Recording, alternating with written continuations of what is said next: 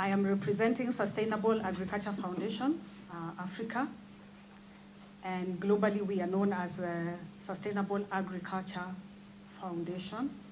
We are a Global South organization, a non-profit operating in Africa and Asia. And this is where we find smallholder farmers and smallholder farming systems.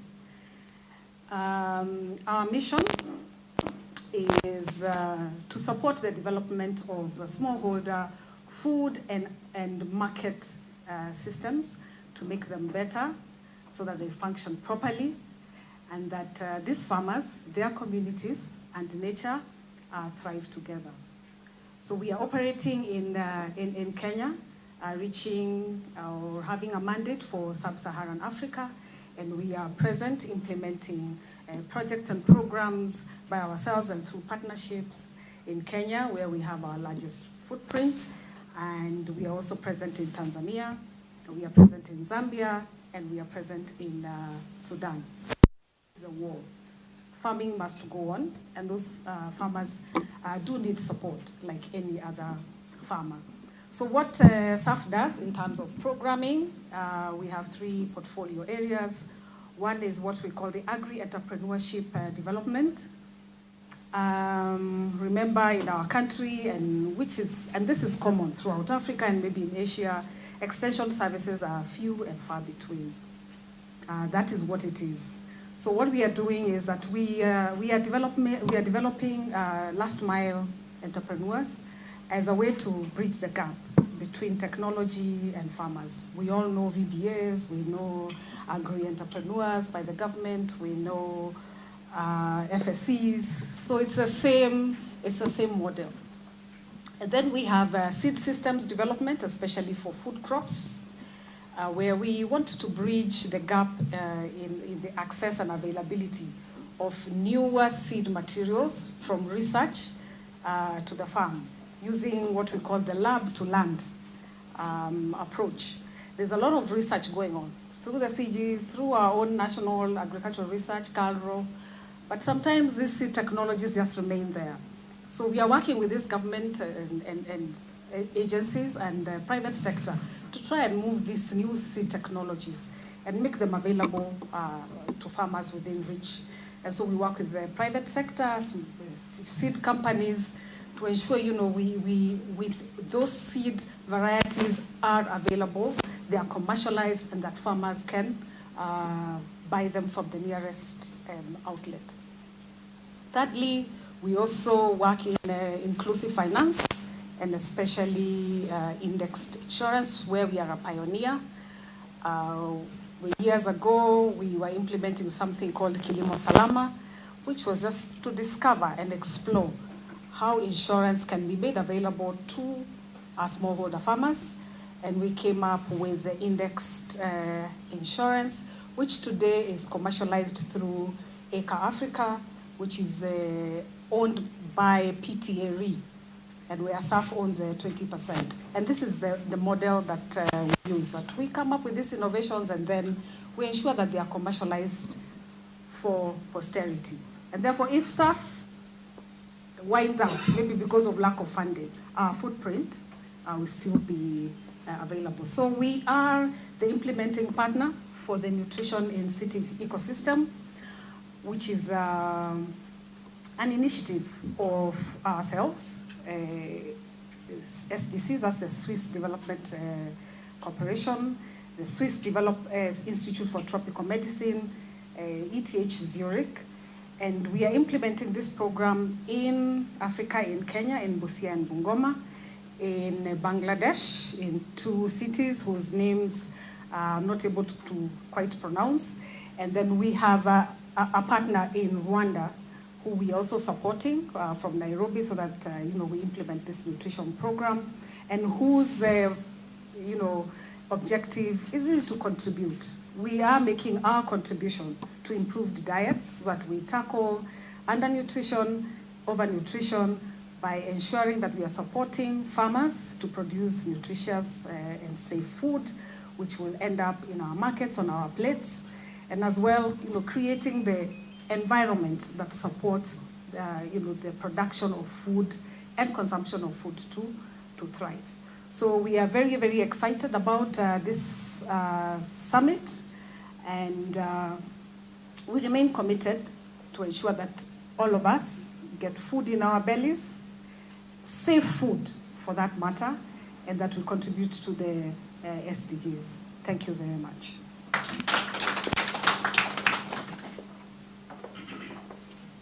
Thank you so much.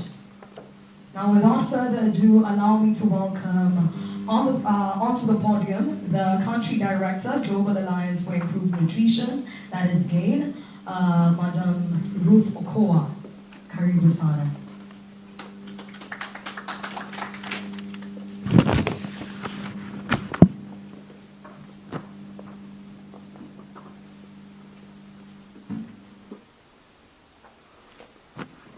Good morning, everyone. The PS Minister of Agriculture and Livestock Development, all protocol observed. My name is Ruth Okoa, coming from the Global Alliance for Improved Nutrition. I really want to say that I'm really honored to be in your presence this morning to talk about one of GAIN's pet subjects, the UN food systems, that we committed to various pathways in 2021. And GAIN is leading the Healthier Diets pathway at the global level and in country. We are the ones leading the Healthier Diets pathway. So you can see where the honor is. Today, we are gathered here to have a media brief in readiness for tomorrow, where we are going to do a stock take on how has it been in the last 2 years implementing the Healthier Diets pathways alongside the other 4 pathways which I'll not talk about. I would want to say a few things because I think I'm given 3 to 5 minutes to talk. Kenya has made really good progress in reducing stunting. For those of you who remember who was in this field since 2014, where we had a stunting rate of 26%. Currently, we have a stunting rate of 18%. And a lot has happened. And this is a real testament that when you invest in healthier diets, then you can see results. And you're beginning to see the results since strong interventions in healthy diets. One of them is a reduction in stunting, as of the DHS 2023, where we are now at 18%. However, we still face a lot of challenges, ladies and gentlemen. We still talk about the triple burden of malnutrition. There's a very high level of undernutrition, and we have micronutrient deficiency. We always refer to a very old data, but that's all we have on PS, the 2011 micronutrient survey, that still continues to paint a very, gray picture on our nutritional macronutrient levels in this country. And over and above that, you also have, rising levels of obesity or overweight in this country, which is not good. If you look at the global standards or recommended standards, we are way above what is recommended globally. To compound this, we've seen a lot of change in our lifestyle. And this is mainly due to urbanization, where we see a high level of consumption of overly processed foods, which is high in fat, high in salt and sugar.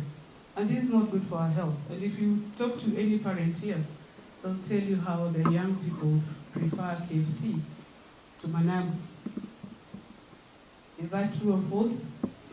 They will prefer pizza to baby iron beans.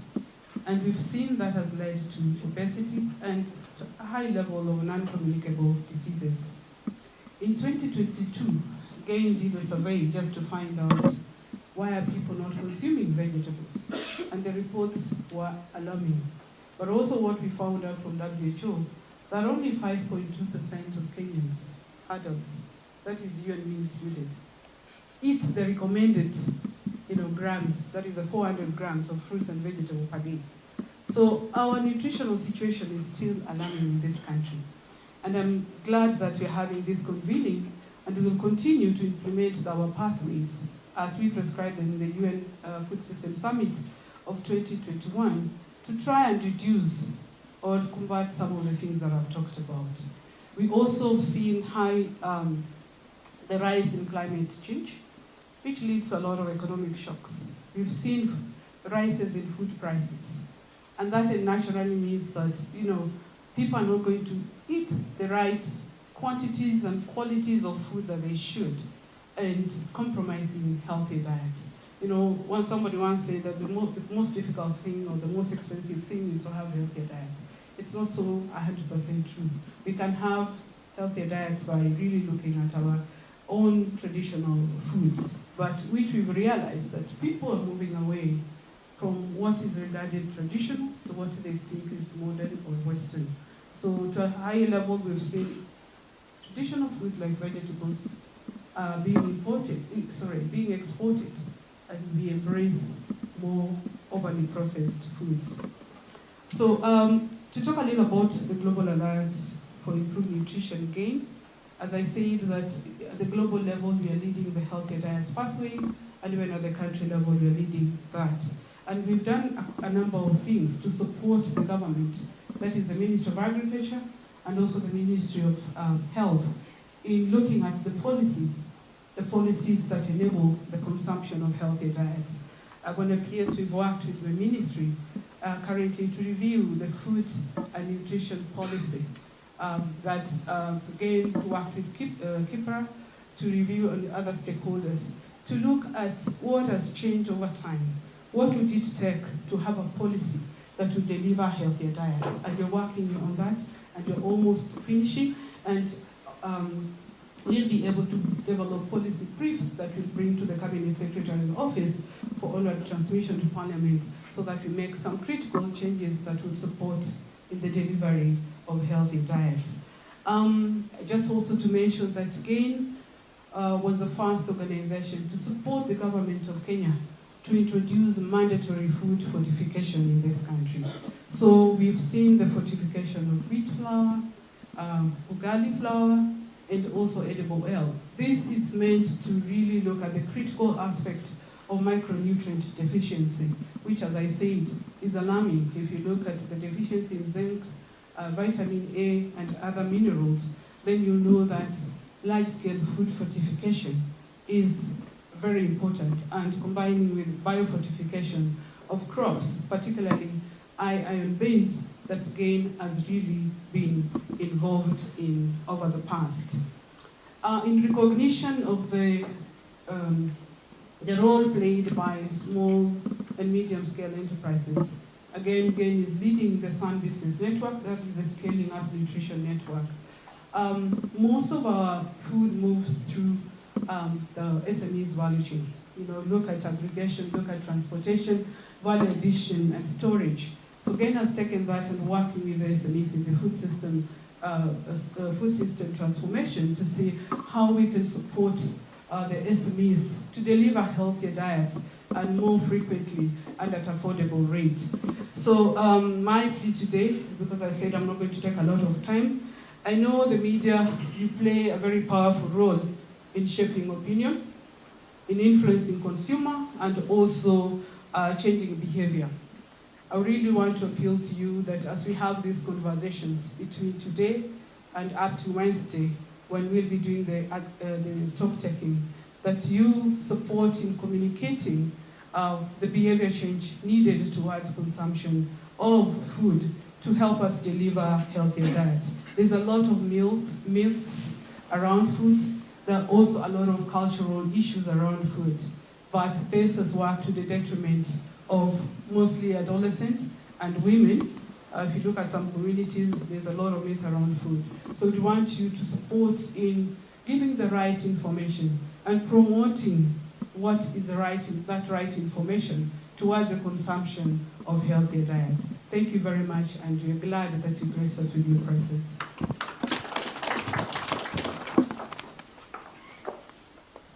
Asante Sana Ruth. Following so far, so good. Everybody's well so far, so good.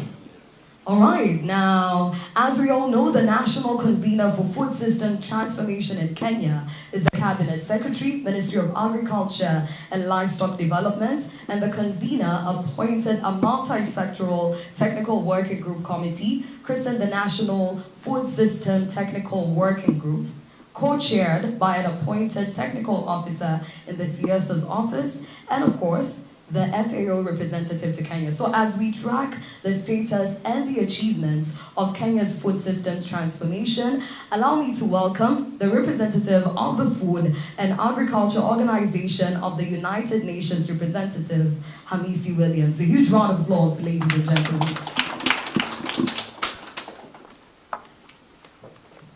Thank you, our moderator, to our peers, State Department of Agriculture, CEO Agriculture, Nairobi County, my counterpart from UN, IFAD, Bwana Moses Sabukari, the representatives of the agencies, especially the heads, and I recognize so much Ruth there from GAIN. I had very nice statistics from you. What you didn't tell the peers is that the FAO is now funding you to do that work.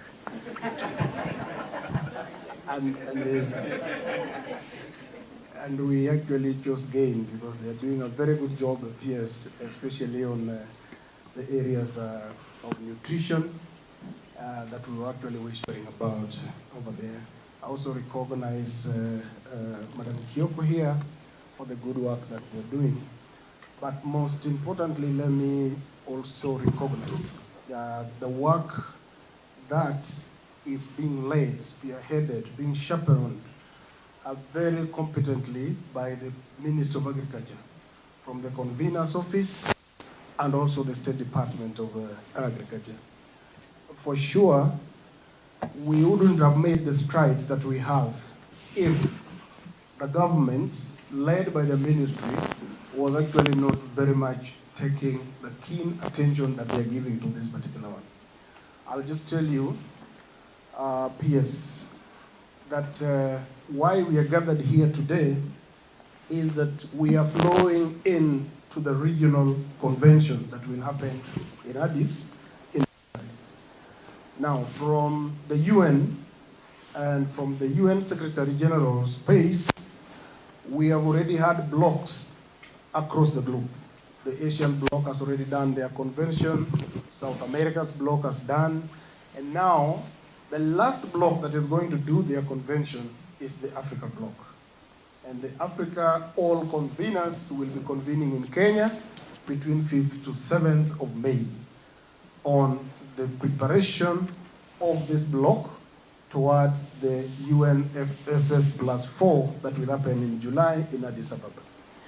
And it was so touching that under the leadership of the ministry, they saw it fit that we have to prepare the country. I mean, that's the context on which we are gathered here. And so we are holding tomorrow and the day after the national convention of the UN Food Systems +4. So this is going to prepare the country. And so we need these nice conversations, Ruth, the stories, the statistics from tomorrow, so that we help the convener to be able to feed in the regional conference that will be in May right here in Kenya.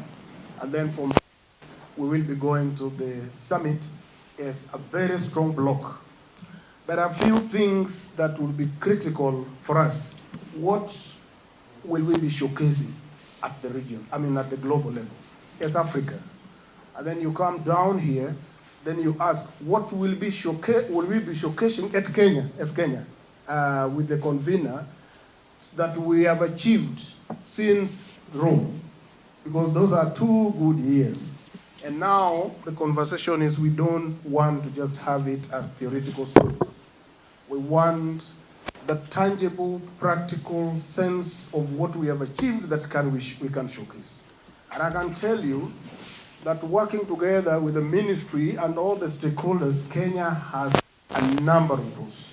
Kenya has a number of those. PS, in 2021, and maybe that's something that we all need to get.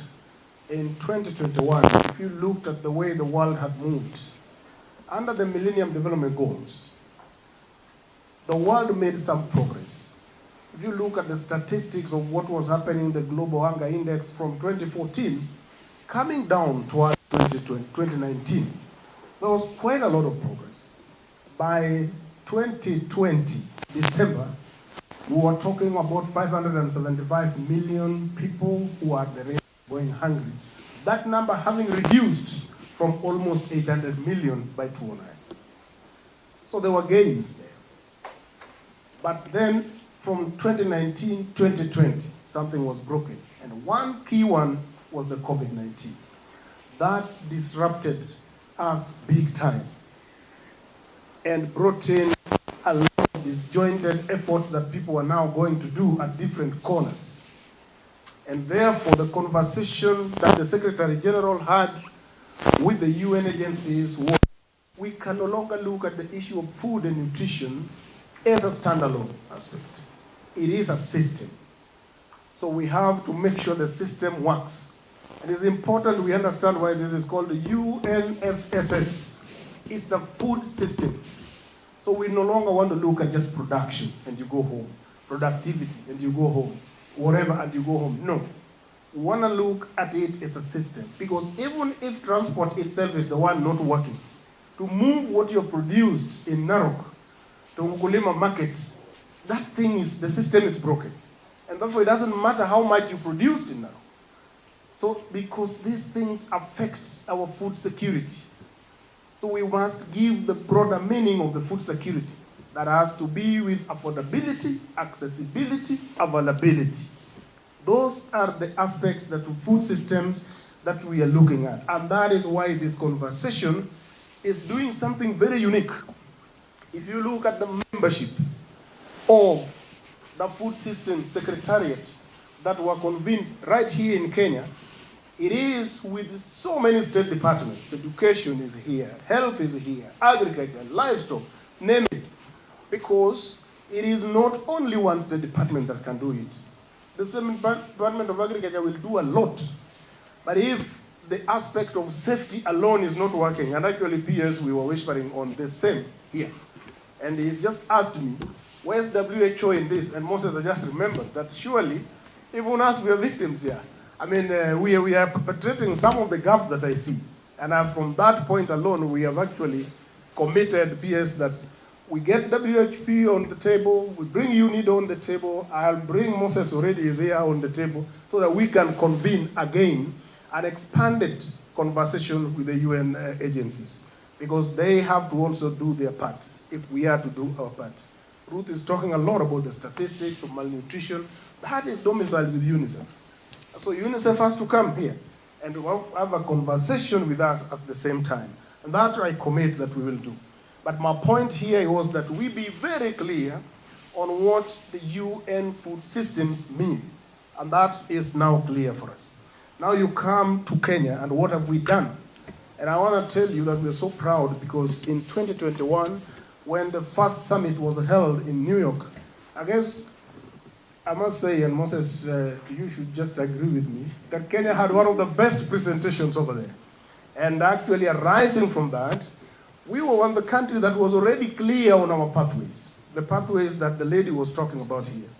So coming from that, we went into work very clear that what are with the 5 areas we were picking. And I know we know all of them: the youth issues, the gender issues, climate change, digitalization. You know, we have all that. Now we made some progress in those areas. We have things to touch. When you talk about digitalizing this sector, I'm glad the Secretary of Administration was already asking the lady, are you registered? And, and you know, that is already tangible enough. And PS, the convener, the CS, when he came to the UN, when we had the Deputy Secretary General, he added that. In fact, he had, what else tangible thing you've done? Is that we could show that Kenya has actually registered farmers, put them somewhere. We are moving to the next levels there. With the Ministry of Lands over there, we as FAO actually is also one of the major supporters of that. And as I'm talking, PS, I'll just request you that I dash away because I'm supposed to be having a meeting with the CS. We are launching trainings because we have supported all the 47 counties in Kenya with the GIS laboratory, all of them. And they are now putting those to start helping them to capture data. And what we are now so clear on is that that data on the digital land registration is land for what? So we now need to come back to KIEMIS and say it's land for crop production, for livestock, for fisheries. And then we combine these two people, and that will be the epitome of digitalization that we can have and give to this country. So there's a lot that has, but we have to know that the challenges still remain. If I go back to that statistics, just between 2021, after the summit, to now as we are talking, about 735 million people are at the risk of going hungry tonight. That's almost 200 million people that have added themselves into that basket between just 2021 to tonight. The question is, what are we doing differently to make sure that we reverse some of these statistics? And one danger why this has to be looked at as a system and holistically is that we could do quite a lot here. But we must know that we are not also an island. We exist within another ecosystem. So we produce here, our neighbors do something that affects us, maybe some things they produce that they bring to us, some we do, we take to them. And so it's a trade issue as well. And that is also one of the aspects that we have within the food systems, and we cannot leave that behind. Now, uniqueness to Kenya is that most of these productivity issues we talk about, there is this person called the smallholder. That is someone that occupies or must occupy a very special place in our hearts and in our minds as we do the matters of food systems. Because that person has the potential to break the system totally, but he also has the potential to make sure that the system is interconnected and works. Because that person is about 70% of our producers. So we cannot ignore that constituency when we are looking at the systems. And that's why I love these things, like when we talk of like the kitchen gardens, you know, those initiatives, they go at the heart of the small scale, down there. And all we need to do is to make sure that the system works for them, and we support them in what they do. We can no longer just treat them as a by the way, because whatever they produce adds to our basket, and that's something that we require. So basically, the food systems wants all of us to be in it. And I want to laud so much how, especially those who are in the private sector, really came in to support. In our first summit in Rome, PS, most of the funding actually were done by them. They supported teams to even go to Rome and be able to showcase what we're doing here. This time around, we are much better off, but we also still ask you to still come in and support. Already now, within the ministry, there was a team here, PS, that you put together, which organized this under the next 2 days. And we are requesting again, so that you allow us to continue working with that team now to organize for the regional conference. And we've had discussions there, and I guess this will be on your desk because from Wednesday, now work starts to organize for the regional conference. We have all the support that we require from the headquarters and from the Secretary General in New York. All we need, because we'll be hosting that here in Kenya, we just need a lot of support again from the ministry, the way we always do, because now the host will be the convener, who is none other than the CS, Agriculture and Livestock Development. With those remarks, I want to leave the podium, but request all of us that we do these things. Let's not do them for the media. Let's not do them for the conference here. Let's not do them just for the sake.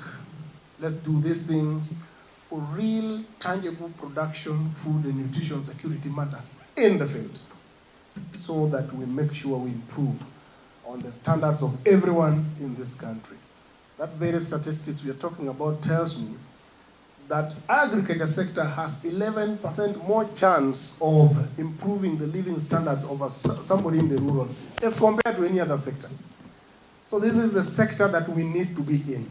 And this is the sector probably that we need to focus on very much so that we get the systems right and working. Thank you so much, and may God bless everyone as we prepare for tomorrow and Wednesday, and also as we prepare for 5th and 7th, and as we prepare for July, the global conference, as Antony said. Thank you so much. Now, with time as a factor, allow me not to waste too much of it. Let me welcome on the podium the Secretary, Administration, State Department, Agriculture, Mr. Harun Kator. Karibu sana, a huge round of applause.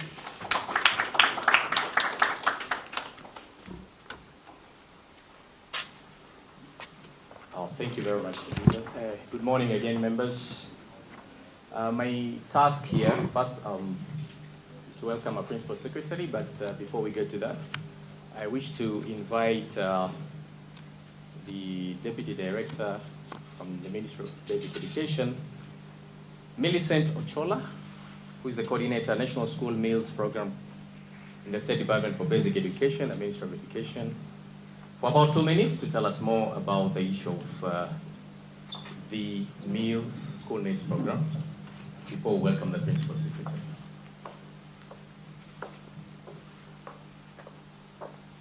Thank you so much. It's my honor to stand before you today. Our Honorable PS, all the dignitaries present, ladies and gentlemen. My name is Millicent Ochola, the National Coordinator, School Meals Program. School feeding program is a safety net for the vulnerable children from arid and semi-arid areas. And currently the program is reaching 2.6 million children across the country. This is government, fully government sponsored.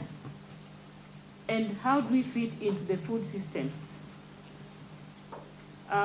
School feeding has two main objectives, education related, and the second objective is agriculture related. For education, the program attracts and retains learners in school. It improves their concentration while in class, and this has helped us improve on retention in school and also completion rates. The learners, the school-going population in this country is about 75%. And most of the children spend almost 3/4 of the day at school, where they consume a lot of meals. We work closely with the smallholder farmers to feed our children. And this has helped to improve the local economy and also has also improved the health and nutrition status of the learners. By working with the smallholder farmers, we are encouraging the bottom-up transformation agenda, which is key in this country. And also, the learners, when they consume food from the local smallholder farmers, they are able to eat healthy and diversified meals. Through the Ministry of Agriculture, we also have developed school gardens through the 4K clubs, where the children are taught good agricultural practices at an early age, and also on the importance of consuming fresh and healthy foods produced organically. We also work with smallholder farmers through the aggregator model. This one is to move the procurement from the centralized place to the locals. And we train also our farmers on which types of food we would require our children to consume. And this one we do closely with the Ministry of Agriculture down in those counties. And an example of such training that we conducted was in Tharaka Nithi and Embu, where farmers will now grow food, aggregate it, and then sell it to the schools.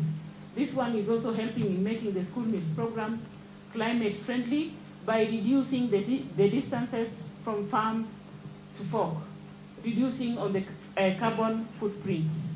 We are also promoting clean cooking technologies under the Climate Smart School Meals program, where we have piloted 5 clean cooking systems across the country, one in Nairobi School, Garissa, Madogo High School, and Kwale Boys, where we are using a steam-powered cooking system to prepare meals for the learners.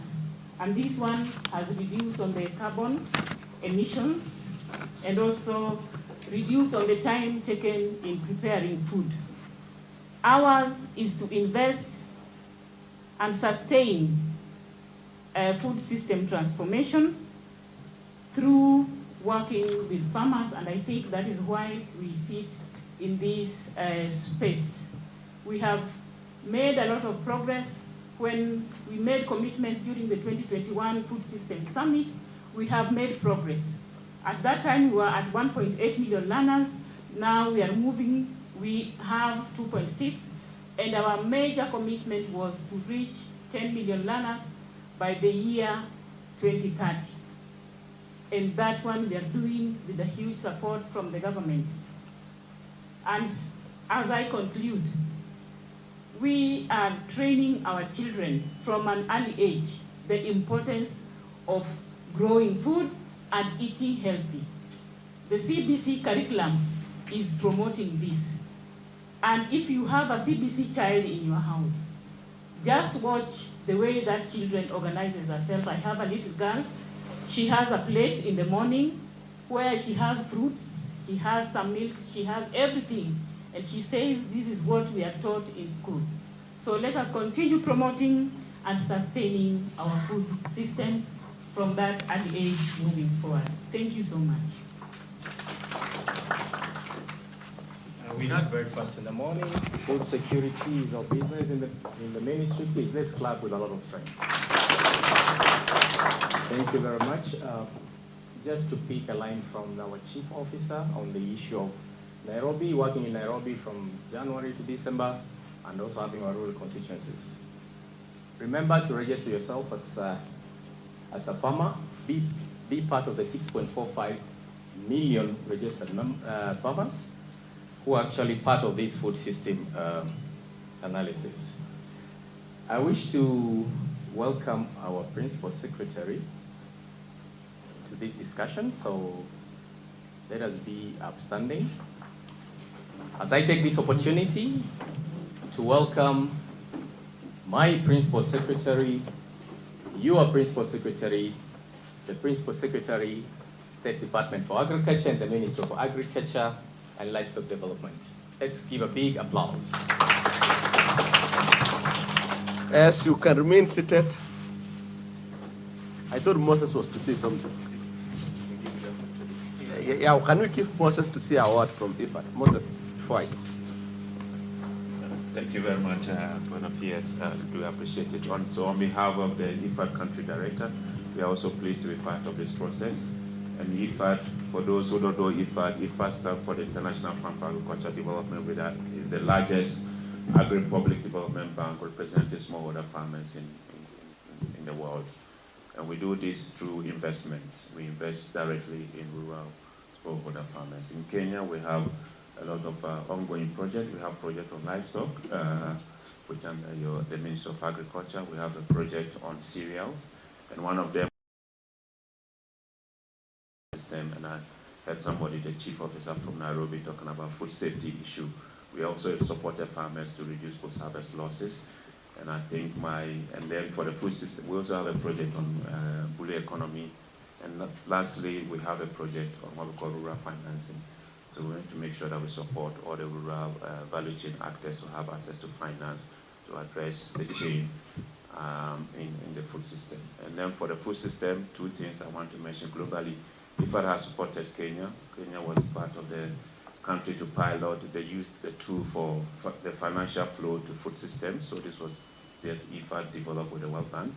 And in Kenya, what we revealed is that out of the actual budget expenditure between 2018 to 2019 financial year to 2021-2022 financial year, Kenya has spent $6.5 billion to food system, and that comes to an average of $1.6 billion every year.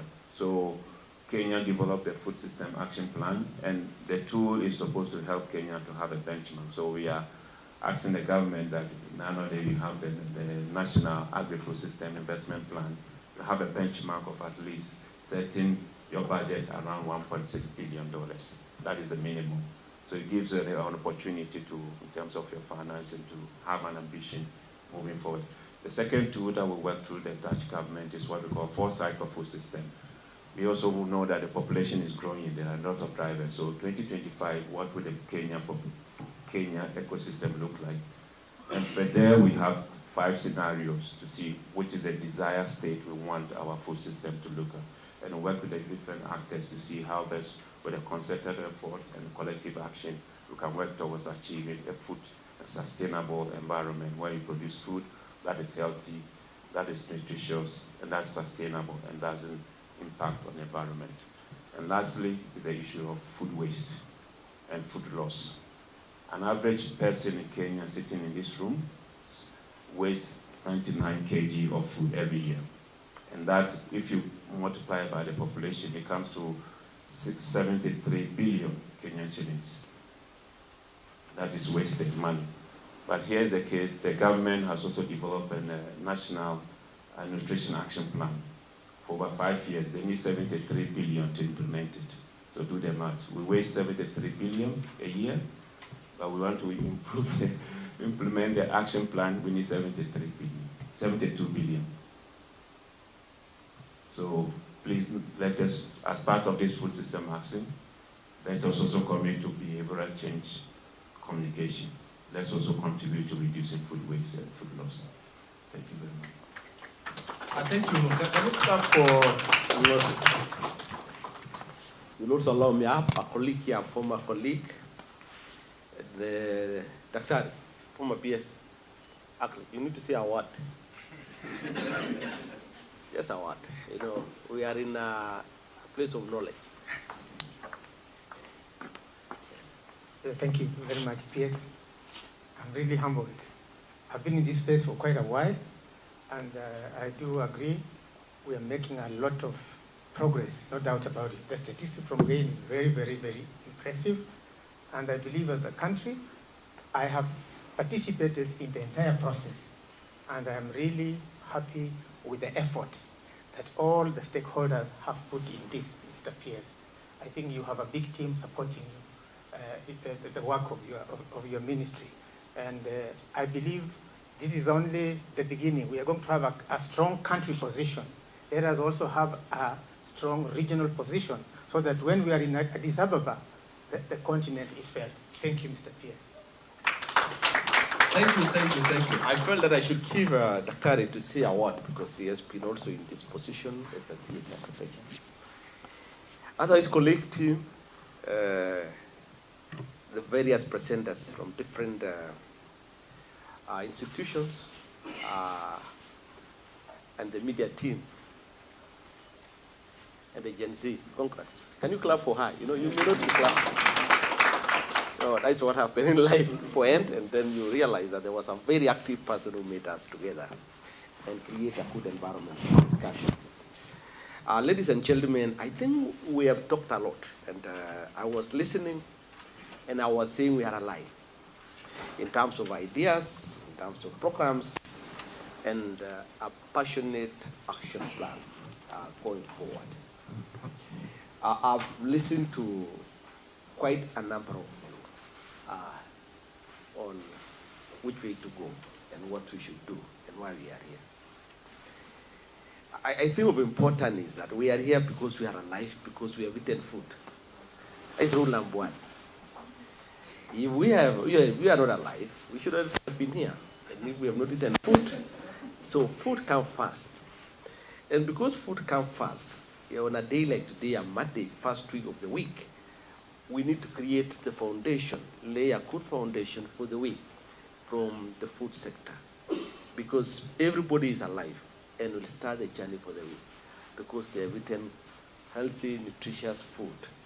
Therefore, we should be the first one as a ministry, as a team, to guide every week. And I think the media team, you are in the right place. Collect first information every week from Ministry of Agriculture. And you have no doubt, you have seen the facts that we are the base in terms of the transforming the economy of this country. You have seen the figures from Chacha. He has shown you that 21% and above of our economy is from agriculture. We employ quite a number of people, over 70% from rural areas, and over 40% in average. That tells you, yes, we are there, and tells you that we need to be heard every Monday before the work starts. The Ministry of Agriculture, everybody needs to listen to the Ministry of Agriculture before they start working. If you are a teacher, so long as you have eaten food, please say something. If you are a policeman, say something. If you are anybody, which I know for you to be that person, the ministry is a breadwinner for Kenya, has managed to put food for you so that you can run around and do other activities. And I think this engagement of today is to set standard for the media houses, that your first discussion every week you start from the Ministry of Agriculture to check whether there is food. If there is no food, there is no discussion. There will be no media house, there will be chaos. Watu wameweka sufuria kwa kichwa. But when we have put things in order, you will have a very good story. But I understand good stories are bad stories. But we'll try to make good stories for you. So I'm just putting that to say, yes, we are here in style and we are here for purpose. And it is not a mistake that today on a Monday, we decided to sit here with the team from the media houses. We have really made us grow bigger as a ministry by the many positive stories they tell Kenyans on what takes place in terms of realities and factual things. And I think it is important to appreciate the media houses, because I think you have made Kenyans to know that, yes, issues to do with food come first. You have made Kenyans to know that the program the country is propelling on food security is working. You have made everybody to feel that we exist as a ministry, and we exist to really implement the agenda for government. And therefore, we are on course. So all your discussion media houses, I really want to appreciate you. When I was talking with the FAO representative, I know he has left. In fact, I told him to fund you so that you can go to the villages. You go to where the rubber meets the road. You go to the ground and meet the people on the ground who are farmers, who normally do their work when they are pending, not when they are standing. They also do their work without ties and without shoes. That is what we call real bottom-up. I guess there's no other big work you do, or you call it bottom-up, with which really supersede farming. Because farming, unatoa viatu, unasema unafaa campus. No.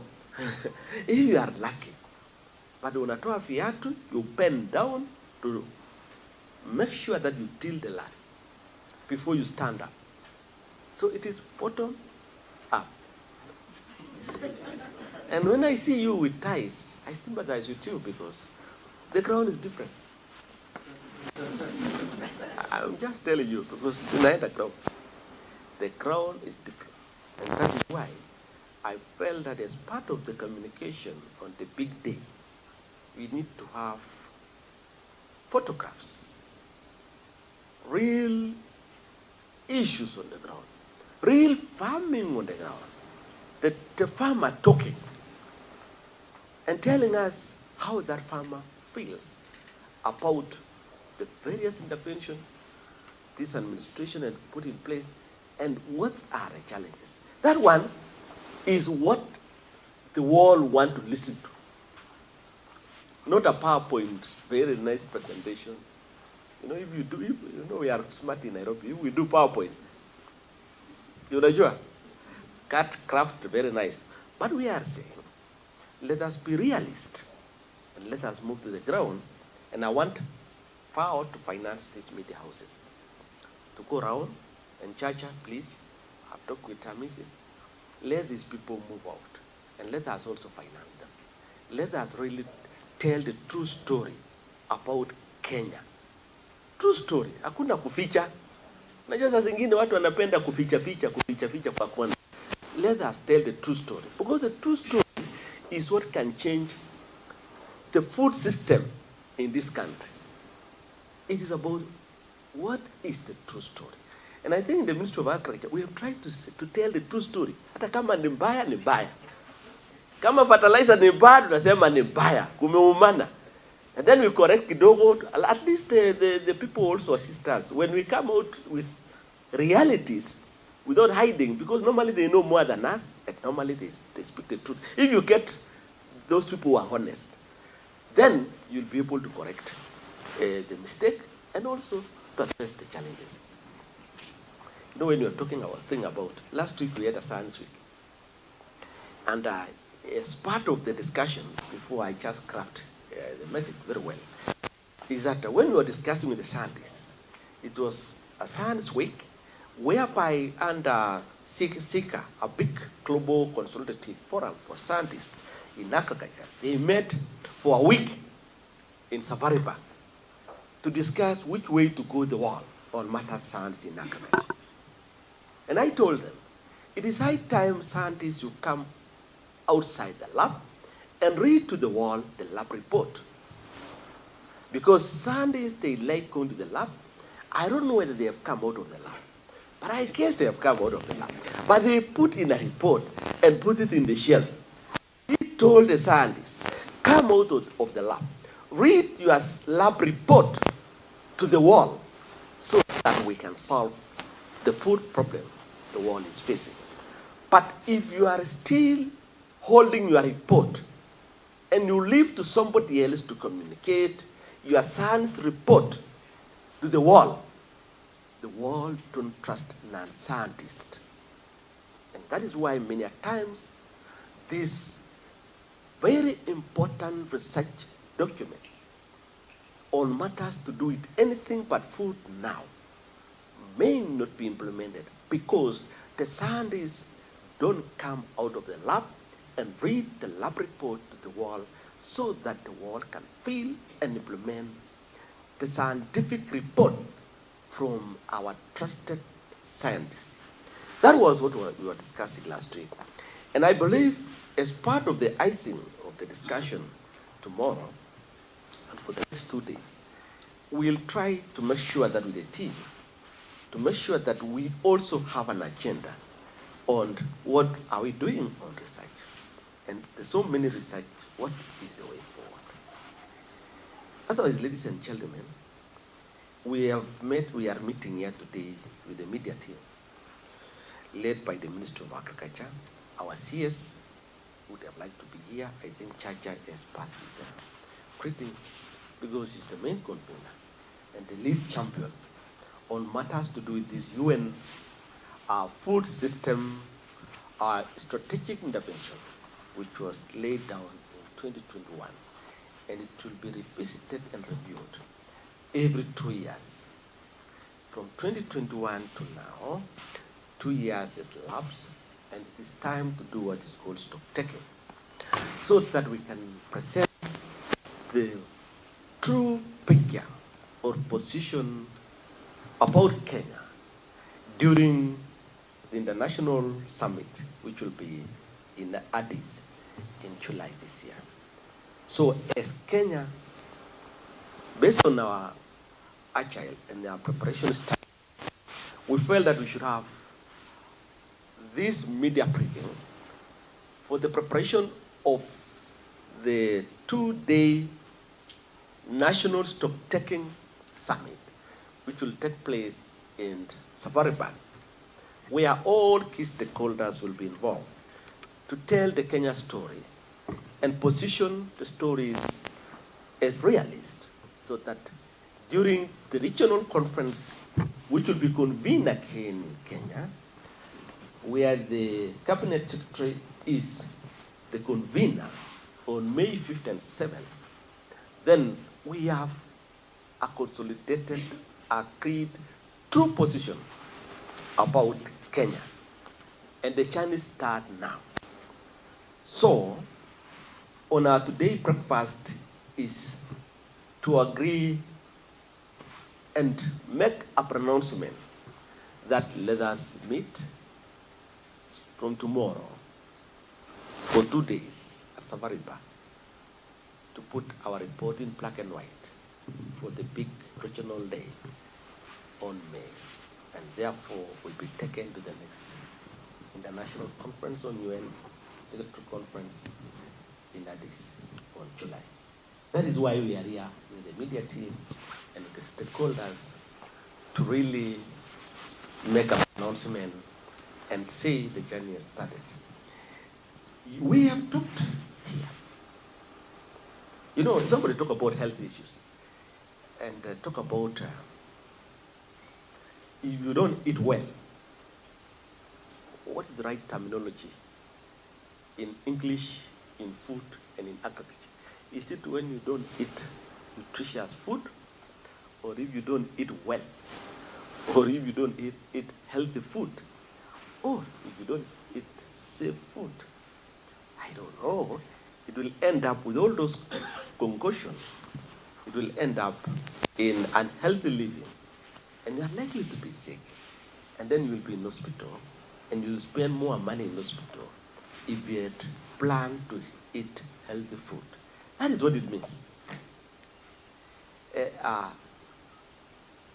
This is not confirmed, but this is a general behavior, a law, observation during COVID-19 pandemic. During COVID-19 pandemic, there was less other diseases. Wait a minute. Were you in Kenya? You know, I'm just telling you my observation, and it could be a true story if you believe in that. There were less other diseases. Everybody boils down to COVID-19, and people were asking, wait a minute, where is malaria? No, wait a minute. Where is cough? where is this long queue in hospital for children who are sick because of common cold, flu? Ilienda wapi? You know, have you asked yourself, where did it go on that, during that window? But I think researchers will do a research. And there must be the lab. Please read your lab report also. But I guess during that period, we went back to eat healthy food. I guess so, that during that period, many of us, we are in our houses. It was very hard to get some food from where people run to get food, which are normally, so many people went back to their houses, look for the vegetables around the house, look for those, somebody talk about, I don't know who was talking about the traditional food. So when we went back to the traditional food, the rest of the diseases disappeared. And then to add on that, we went to clean our hands, wash your hands. So one of the reasons we have not been washing our hands when we are eating, so we wash our hands. And that one, to a large extent, it could have contributed to sort of reduce drastically of other diseases. I think you know about that space, and you need to ask yourself, what happened? And you can get better answers. What does it mean? And that is why I was asking for, where is WHO? Where is UNICEF? Where is everybody? Because if we don't fix matters to do with food and nutritional security, we lose a lot of money for treatment of diseases which are caused by food-related substances. That is a fact. So if we go to the root cause, food, and that's why food is a security item. Why? If we say there is no food today, even if you come with all the guns to stop a population who is hungry, you're not many. Wataweka safuria kwa kichwa, juzi tulifanya kidogo. There was a demonstration kidogo. It ended up being a serious threat. Then people started putting safurias in the kichwa because hakuna ugali. Only ugali. Kuna ingine, lakini hakuna ugali. So that tells you how the word security is attached to food, because food security is a serious security matter. You cannot really hold somebody who is not eaten and say, no, follow the rules. Anasema kama ni kukufa ni kukufa. What do you mean exactly? I'm hungry and you are telling me which rules? And that is a fact. Sometimes we take this issue of food security in a very light way because it looks very obvious. It is not obvious. Even yule askari anachunga wewe kama chakula, hata hawezi kushoot. Sio ni ukweli? Atawacha kila kitu. He will come and say, where are you please? Kuna chakula hapo. If he want to shoot and there is no food and he has not eaten for several years, and what you have several weeks, not years, no, several days, isn't it? Or several hours, several days. And he has not eaten, and you have food, and you want to shoot you. Do you think he will shoot you? Nasema tukule kwanza, uko na nini hapo? Tuume kwanza bwana, alafu anasema yeah, now. And that is a fact. So some of these things we need to have a whole system working, so that we don't look at a particular system in isolation of another one. And that is why the word food system is pronounced very well under the UN Convention and also under SDG. 1.0 and even 1.2, they talk about all the 1.2, poverty and hunger, are the 2. The 3 is talking about health. So when you see you combine those one, you realize that the SDG, the first 1, 2, 3 up to 4, are on those issues up to education. That is where we should be hungering ourselves in. Even if you get lost and you read another book, which may be misleading you because of a lot of academics, please go back to SDG and tell you. It will tell you, number 1, look like it is hunger. Number 2, poverty. Number 3, health. So if you don't understand the books we have read in the library or Google, then you go to that. Now, how will our day look like? You know, first thing we need to say, yes, what is in front of us and why must we be here? To do what for what?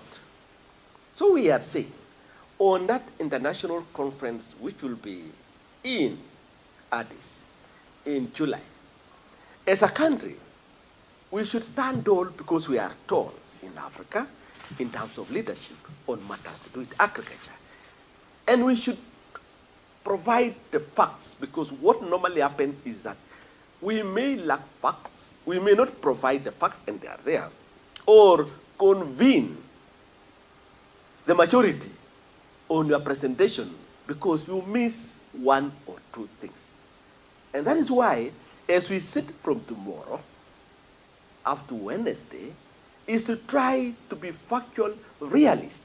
And what is missing link before the African or the regional agenda of May, we take the journalists outside to take the true story so that it can be communicated with facts, evidence, and also what really impactful.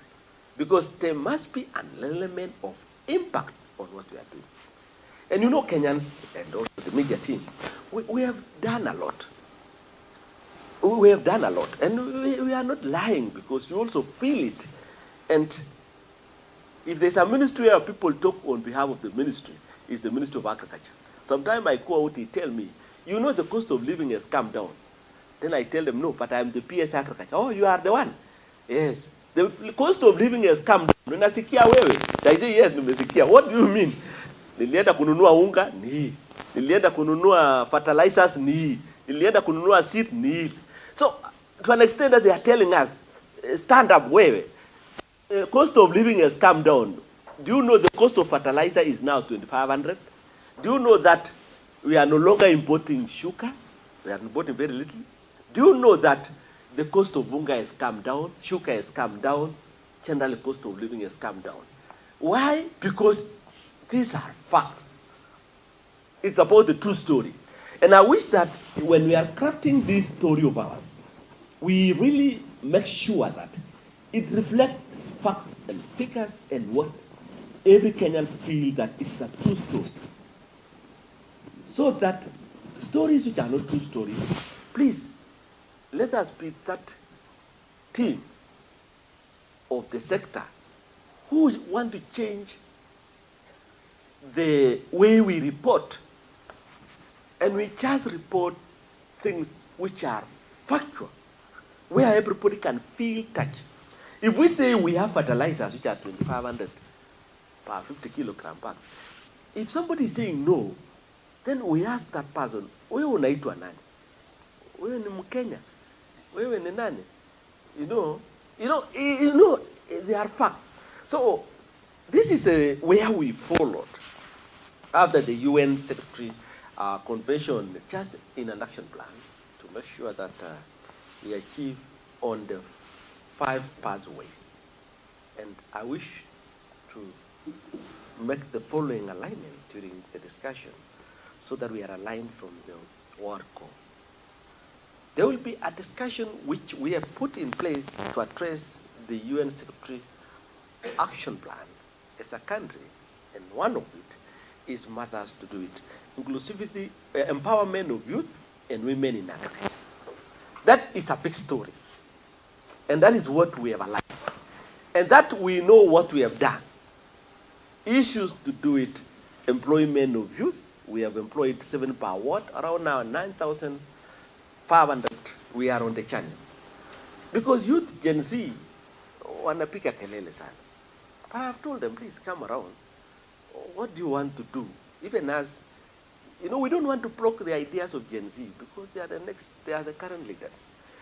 So we are trying to bring them, but we need them to assist us. So in our discussion during these 2 days is now to identify the key agendas we have put in place. And of important are programs. I'm just telling you this. Sometimes we talk a lot of English which has got no substance because you have no idea. So unapenda kuongea Kiingereza mingi, Kiswahili mingi, everybody get confused and mpaka anasema tu ndio asante sana, hiyo ni ukweli. But let us try to be program aligned. When we are giving our facts, we'll try to ensure that when we'll be talking about youth in agriculture and empowerment of women and youth, we have very clear agendas which will be demonstrated during the international conference. We'll also talk which are facts, because we realize that we need to engage all our farmers and know them from the village. So we'll be talking about registration of farmers, which is true and where we have reached. And that is why I said, as SA was asking somebody, are you registered? So, and then that space is a space which is a true story, but we feel that we have not done much, a lot. We have not really completed the registration of farmers. And issues to do with soil testing, which we send a team. I think we launched around 5 months ago, a team which went out, and the use of AI and data analytics. That should be what we have done on digitalization. And that space can be expanded because there are a lot. This team, the actors in agriculture, they have done a lot. The private sector and the donor community, they have really done a lot. So private sector, I expect them to team up with us and the county governments so that we can have a true story in terms of programs we have put in place and the status of each. Then there will be improvement of diet, the dietary diversity, which we have talked about it. I heard you, I think, Director, you talk about it, about diet and obesity. 2 years ago, 3 years ago, I went to China to a mall to look for a suit. So nikacharibu, they ran around, look, they brought me one, I could fit, until everybody was running in the mall. Finally, they came with so I was sitting somewhere waiting for the suit. Finally, they came with something written in Chinese, a very big placard. I asked them, what is this? I think you are the biggest man in the mall. Can you imagine? That is me. And in that mall, there was no cloth which can fit me. So they said, we have a big, and so everybody came and look at me now. I became a tourist attraction to Dogo because of our biggest. I'm just telling you, these are real facts. I don't know that you have gone to China, Marangu. Maybe so I was the biggest man in that mall. So I didn't get any suit. You know, you were saying something about opacity. But I was saying, I thought I was not, but when I was in China, I was opacity. So you can imagine about that story.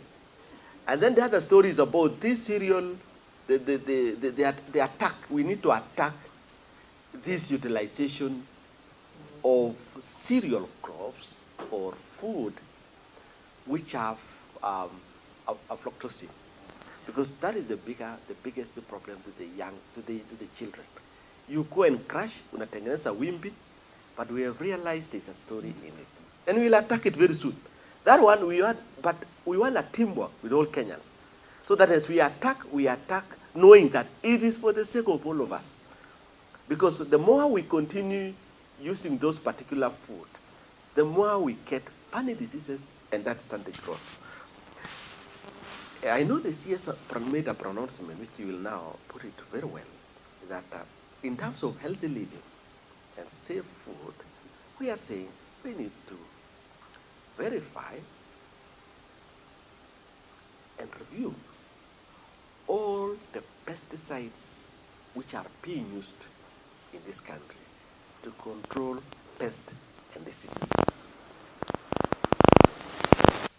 And he made, I think this weekend, last weekend, announcement that something is true. And we want to ask Kenyans to support us because we mean well for Kenyans. Because we feel that any pesticide which is carcinogenic, they cause cancers or any other disease, should not and should never be used in the country.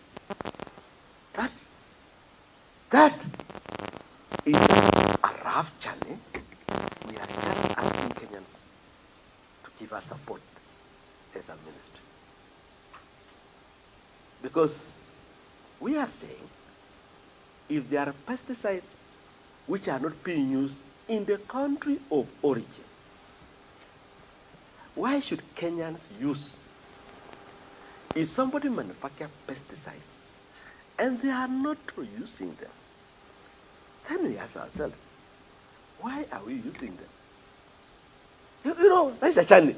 It's a rough road, but it's very soon. The other one is, we are saying, if there are pesticides which are banned in any country of the world because of one or two things, why should we use it in Kenya? Even if you talk about all sorts of scientific research, Google, gee what? If we are saying there is an indication of not safe, isn't it enough? We said, please retire kidogo, let Kenyans live. So, I know the CS made a pronouncement, is working on it, we are working on it, and those are some of the drastic decisions we want to see our best we can implement with Kenyans. There's another program on kitchen garden and then urban farming, which I think the CEO for Nairobi, Cheruiyot, talk about it. We are saying we want to promote our farmers on the ground, our mamas in the village, and everybody in their houses plan your healthy food, traditional food. And if you are in Nairobi with urban farming, we have come up with a program called vertical gardens, whereby you can put some fruits for some vegetables for yourself, which you are sure whether you have sprayed or not sprayed. And I am sure you will not spray them because they might be healthy throughout. So at the end of the day, there is no chemicals used. You eat organic food. So that journey is a journey Kenyans we want to demonstrate during that time, because we have that program which is being spearheaded by the Office of the First Lady, the Mama Kitchen Garden, and this urban farming, and all those school gardens, to make sure that we improve on that. So that is a topic during the 2 days retreat, to prove to the world what we have done and the programs we have. And then matters to do with climate action plan, which will be demonstrating on how far we have gone on matters to do with irrigation, sustainable practices in farming like CA, conservation and agriculture, issues to do with R&D, scientists to come in, issues to do with how many different varieties of crops or seeds and seedlings which are climate proof, which as Kenyans we feel that yes, we are on that.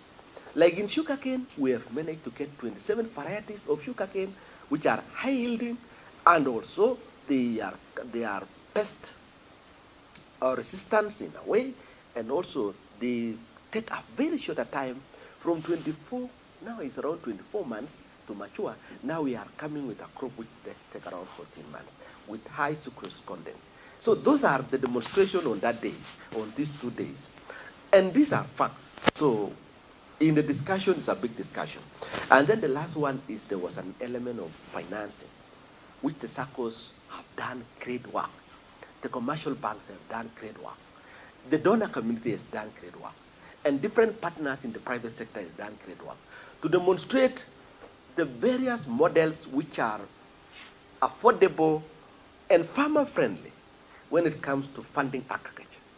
We are working on another program policy, we are calling it a sustainable agricultural policy, to make sure that we finance agriculture, we subsidize our farmers, not only in fertilizers or farm input, even mechanization, issues with capacity building, and also issues with commercialization.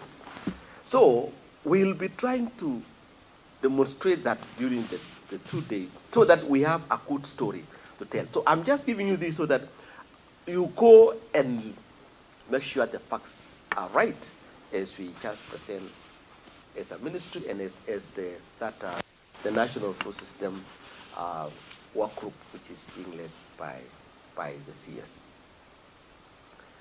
You know, sometimes munasema si mkutano ikuisha haraka tumechoka, na hiyo ndio kweli. But maybe the last one is we have realized that if we don't plan ourselves very well in terms of this food system agenda, we may not succeed in some of the critical turning points. And that calls for, we need a multi-agency approach, and that is what we are doing as a ministry. And I'm telling you this, when we are distributing fertilizers to the farmers, we have close to over 200 lorries a day on the road. The 200 lorries, I need the Ministry of Transport to assist me on matters transport. There was a small breakage of our railway system at Kichape. When we were trying to lift the fertilizers from Mombasa to the rest of the country, it was a challenge. And we had to use now meter cage railway, which took 2 weeks to reach Trans Nzoia. 2 weeks in when it is raining, the farmer will tell you, no, I'm sorry, it is past. Unless you tell God to hold the skies, you remember. So we had to work with the Ministry of Transport to see how best we can lift fertilizers from Mombasa to a place in Naivasha using STR, so that they are taken to different parts of the country and some to Nairobi. That is transport. You heard about food system. So it is not about, so that is, I'm taking fertilizers to the village. So whenever you hear that there are no fertilizers, shida sio mimi, niko na fertilizers mingi sana, lakini kupeleka ni ngumu. So I had around 1 million bags of fertilizers in Mombasa. To take it to a place like North Rift, I need close to, per day, close to 150 lorries. Because one depot like Moisbridge consume around 11 lorries per day. A farmer takes 2 lorries alone, which is 1,200 bucks, and that is not enough. They wanted around 3,000 bucks. So I'm just telling you, if you are a small-scale farmer, hello, I'm just telling you what happens in that region. If you have not traveled, then you will be saying, no, I only do 2 bucks. So I take 15 lorries, large-scale farmers, only 3. Nachukua yote. So I had to look for a way of Ministry of Transport assisting us to lift the fertilizers as much as possible and as fast as possible, because the rain is not stopping, to those regions. That is why you need another system, which is transport system, to work. Then you have a lot of production of vegetables in Katundu South, but there are no vegetables in Turkana. I need Ministry of Trade to tell us, where do we trade? Chakula hakuna wapi na iko wapi kwa wingi. So you get a lot of food rotting in Katundu, yet Turkana has got no food. It's only a fallacy. That is why I need that department to assist us. Then we went to what is called international trade. I want to take things outside the country. I need air transport, like last year, this year. We lost billions in terms of transportation of our horticultural crops to Europe. Because when the war came, that war, rain war, it stopped most of the shipment. And then people went to air transport. And then airlines prefer transporting human beings than transporting. That was a reality. It is a reality. We lost billions in horticulture because of that. Then, when you now go to the area of irrigation, most of our crops, like rice scale, you need irrigation. So I need a department of irrigation to give us the reticulation and the water for some of the crops. That is why we need that one. Then you come to the industry. I have produced food at Asai. Kenyans, be prepared that there will be a lot of food. There will be a pamba harvest. Everybody is looking at the Ministry of Agriculture, very busy distributing fertilizers. They are seeing long lines of people queuing for fertilizers. Some people are having challenges in accessing the fertilizers. Some, they have taken a lot to the village, to the farms. And some are saying, we have not got the fertilizers, complaints, and then we sort them out. Then, everybody needs to be worried and say, Nini naendelea, what will happen? When you look at the fertilizers we have distributed in the long range, it is almost double the amount of fertilizers we distributed during the same season last year. Last year, at this time, we were around 2 million bucks. Now we are almost 4 million bucks of fertilizers having been distributed, and we'll reach 5 million bucks. That means alone, there will be a pamba harvest. Must you wait for the noises from the farmers to say, we have a lot of crops, a lot of produce, we don't know where to take it, it is rotting in the farm, and then we don't know, all those stories. It is high time we prepare, because that is coming. So, no, people should not look at the Ministry of Agriculture busy alone, not knowing mambo bado mbele. So we are saying, let every ministry now take charge. Ministry of Trade, Ministry of Industry, all other ministries, please sell our produce. Farmers have produce, they are on the farm, and the much you expect is pamba harvest. And they expect stores, they expect markets, and also value addition. That is coming. Must you wait? So that is what is called the real food system must work. So the cottage industries, they need to make sure that those cottages are working now, so that we can take our produce when you can do value addition, or you can store our produce. That is a fact. News people, be ready to capture news during produce, and don't blame me. I've just said there will be pamba harvest. So be ready to capture news. If there are bad news to say there's overproduction, then you will continue capturing because they will be all over the country. Farmers have gone back to farming in a big way. That I need to tell everybody. From the indication I've seen, farmers have gone back to farming.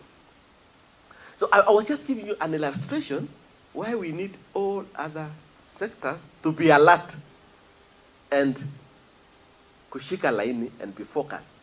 So that when we talk about agriculture being the base, don't only talk in a boardroom and do a PowerPoint, and then you are seeing every other time when you see PowerPoint, agriculture, yes, contribution, the highest, 21%. Issues to do with employment, the highest, 70%. Like now, every day, I employ agriculture, only fertilizer alone. We employ close to 5,000 young youth. What are they doing? What they do, when a lorry goes to a station, to arrive at the station, taking fertilizers around $600, we need those youth to offload the fertilizers. So in a lorry, if we are talking about $600, and if the youth is very strong enough, he can do around, I don't know how many. If you are the one, how many can you carry? Yeah? So, so if I have 200 lorries per day, times 60, 600, those are 120,000 bags to be removed from Mombasa to the lorries. The same from the lorries to the stores.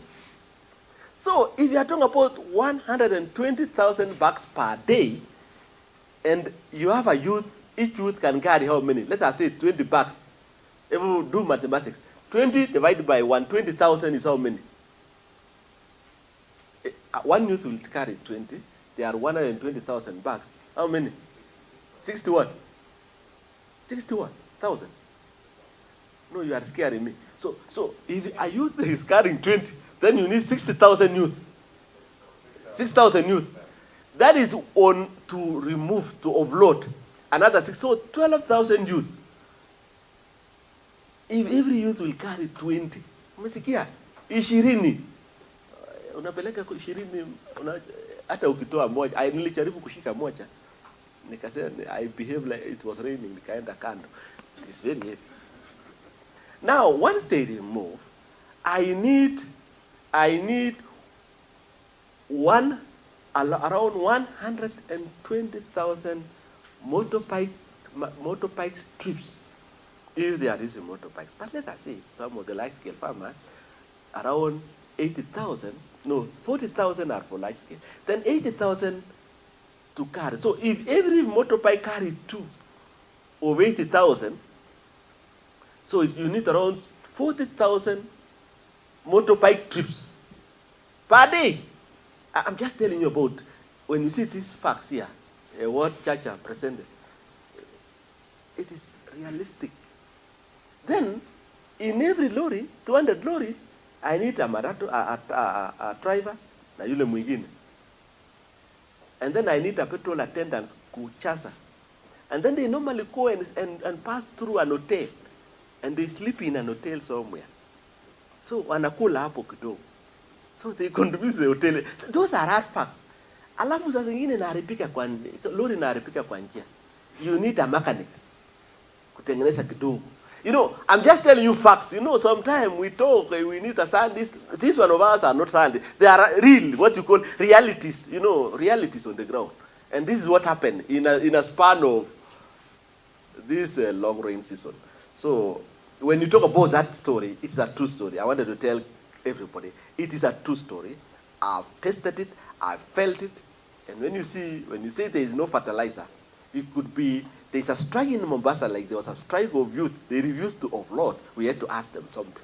So there was no fertilizer. They refused. So you cannot say, come on, there's nothing you will do. You need those youth. So there are so many things in between which the dotted lines must be completed for things to happen. Kwa sababu nimesema hii mkutano ishe.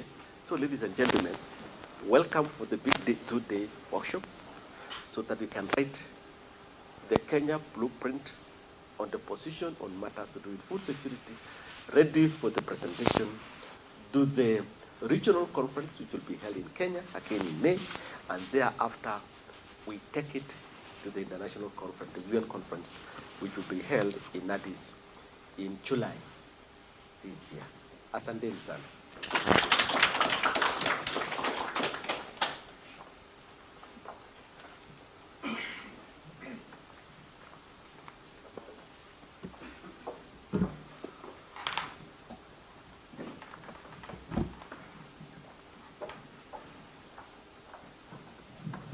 All right, thank you so much. Once again, a huge round of applause, ladies and gentlemen. I hope we've been able to absorb every single thing. We're walking away with a lot of things here. But right about now, I'd like to open the floor for any questions that anyone has. We'll pass the microphone around the room. Any questions? All right, we have a question right at the back. Please let us know what your question is, and we'll have the right person directed to answer your question. Or if you do have someone you're directing your question to as well, please feel free. Okay, thank you. This is for the PS. I'm Benson Robert from PBC. Recently we saw the CS, the issue that they mentioned concerning the state of place in the country. After it was probably what the current stock. And maybe have you engaged the regional countries on the available stocks in that country before you brought from other countries? And how far are we with the import of genomics? When are we collecting that? That's for the kids. All right. That is taken note of. Let's have that, okay, let's have your question as well, and then who you're directing it to as well. Bwana Waziri, jina langu ni Roger kutoka idhaa ya Morenyo. Nitazungumzia kuhusu mama mboga na watu ya kawaida, watu ya chini, kwa maana natumia lugha ya Kiswahili. Tumeshuhudia Morenyo. Tumeshuhudia changamoto za wakulima shambani kutokana na mazao ya nafaka ya mahindi. Na wengi wanasema kwamba wakati ambapo wanavuna mahindi yao kutoka mashambani, wamekuwa na changamoto kubwa sana za kuyauza na vile kusafirisha mahindi yao kuelekea kwenye magala ya nafaka ya NCPB. Barabara zina changamoto za sana. Nilikuwa katika kaunti ya Trans Nzoia, eneo bunge la Cherangani, ambapo kuna barabara moja ambayo inatoka eneo la kuanzia Mwaita kuelekea Sinyereri hadi barabara ambayo inaunganisha Mai Saba. Lami imeahidiwa miaka nenda miaka rudi. Wakazi wanasema serikali zimeishi zikiahidi, wametenga ila hawajawahi kamilisha. Kwa hivyo wanahisi kwamba wameacha nyuma. Na wengi ambao wanatoka katika eneo hilo tulikuwa tunazungumzia, kwa mfano wakazi wa eneo la Bonde kule ambapo anazaliwa Ken Walibora na wengine kule. Barabara hiyo walikuwa wanasema kwamba walikuwa maeneo kama vile vile na itajengwa yeko lami kwa sababu mazao yao yalikuwa yanakwama kule. Je, wakati ambapo mnatekeleza mchakato mzima kuhakikisha kwamba nafaka hizi haziharibiki barabarani na umetaja magari kwa kuelekea barabarani, wakati ambapo mvua inanyesha kwa ukubwa zaidi, magari yanashindwa kusonga na mbegu zao, nafaka zao, mahindi yao yanaharibikia barabarani. Na vile vile labda swali jingine ambalo nitamalizia kuongezea kwa ndugu yangu wa KBC. Sidhani labda mtushauri tujue kama wa Kenya, do we really need this yellow maize? Tuna uhaba upi wa mahindi na nafaka na mbegu hizi ambazo naweza tukasema ni lazima tuhitaji hii mbegu? Mahindi yananunuliwa kutoka mataifa mengine yanaletwa hapa, ili hali katika magala yetu ya NCPB mahindi yanaharibikia kule. Tueleze hapa, tumesema tuhitaji tena sayansi kabisa, sasa ni ukweli wa ground. All right, let's have those questions first. Do we have any other questions in the room, or we can proceed with those ones? Any questions from this section? Seems like the bag is quite active. Watu upande wa hamna swali yoyote. Mko sawa, mko fresh, mko baridi. Mmeelewa kitu. All right. Anyone from this section with a question? All right, so that's where we'll wrap it up with the Q&A. We'll have the responses to the question and then proceed with the program. That was my question. Yes, maybe I just stand there shortly. I thought there should be many questions, but I think this team of mine are going to meet their team. Because about fact. So from KBC, you raised a question on the importation of yellow maize.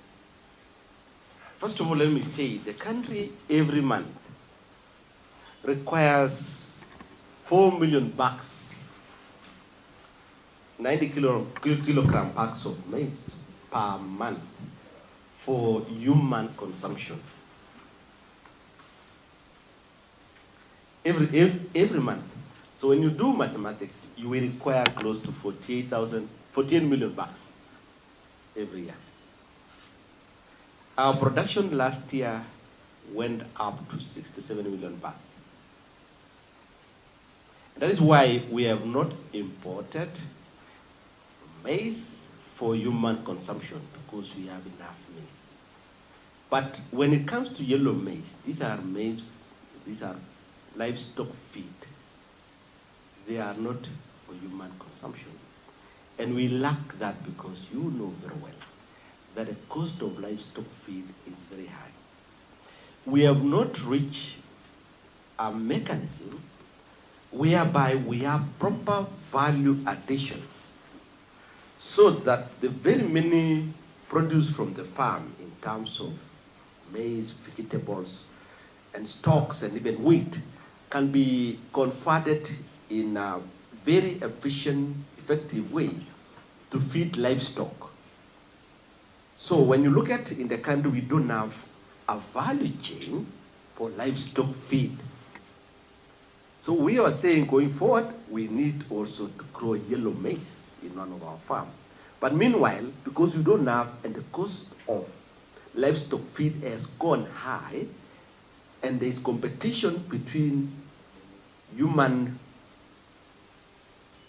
food, which is maize, and the livestock feed, then there is need to get our livestock feed from outside. And that is the purpose of that importation. It's about livestock feed. But we are saying going forward, we need to have a value chain called fodder value chain, which will make it commercial. We start from the beginning. We have small-scale farmers, large-scale farmers. We have our whole support for that. That is the reason why we are going for that. Otherwise, as we talk, we have enough stock in NCPP now. We have close to 300,000 bags of maize stock. So don't say excess. We need 4 million bags per month. So if things fall apart, then the only thing we have, there is a lot of maize with farmers. And almost every household has something. So we don't have a crisis. Now let me answer the issue of more radio.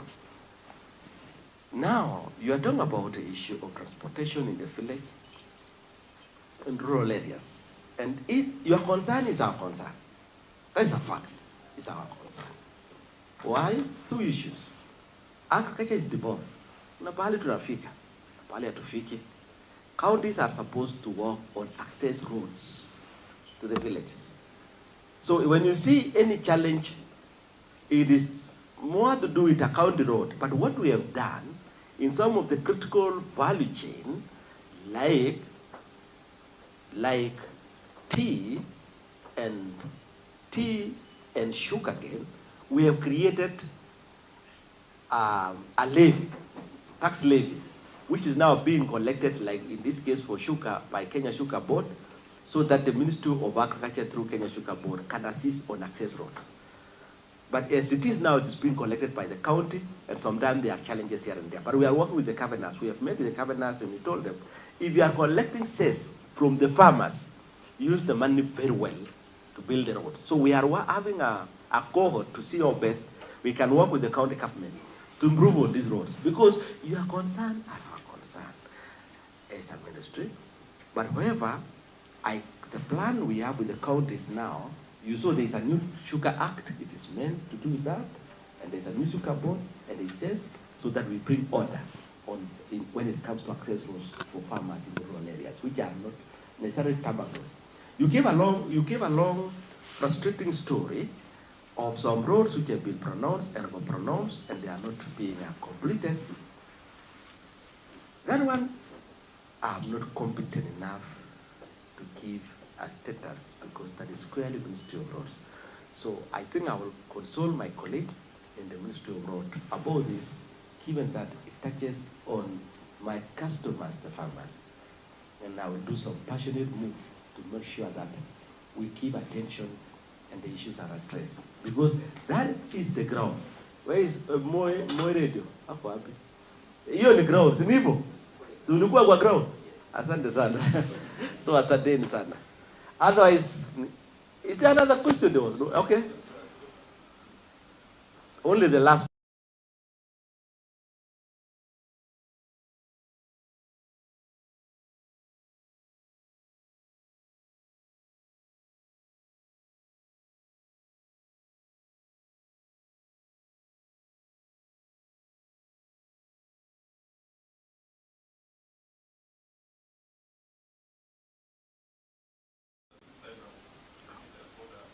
What is it?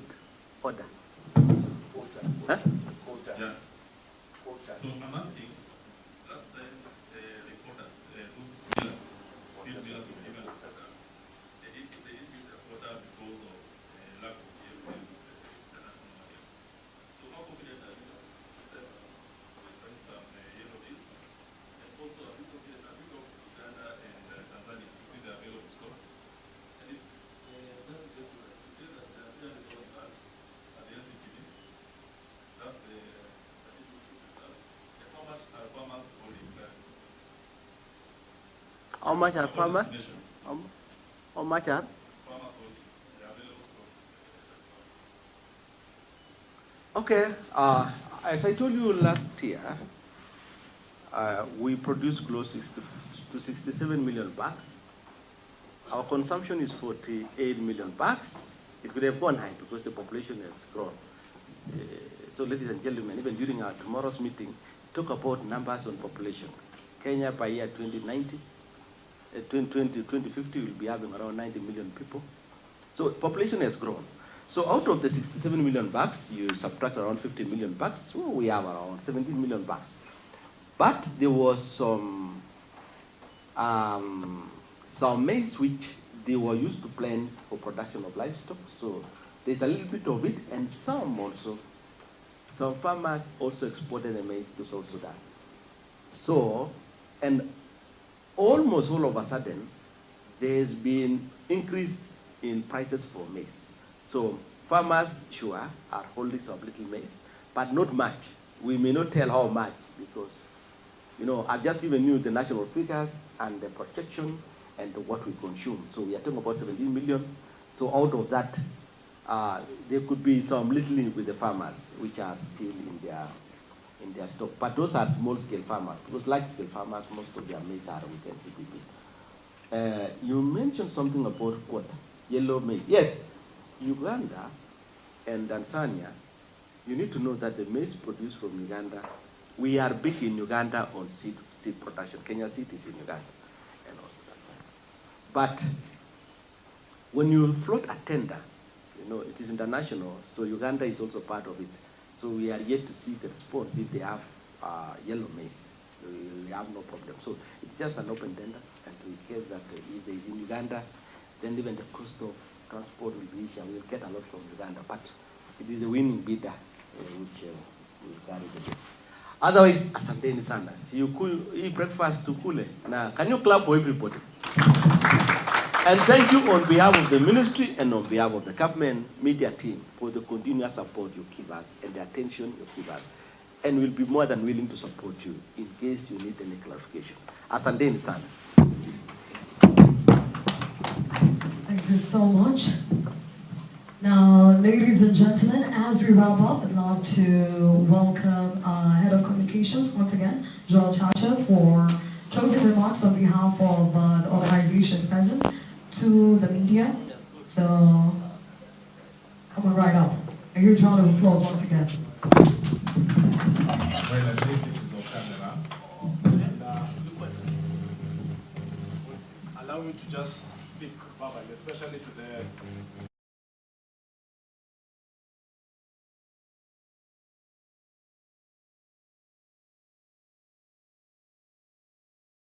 media space.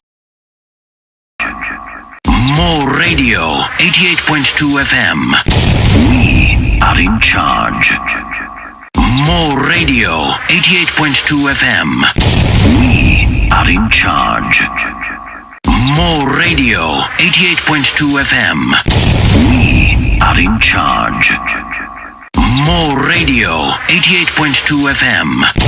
We are in charge. More Radio, 88.2 FM. We are in charge. More Radio, 88.2 FM. We are in charge.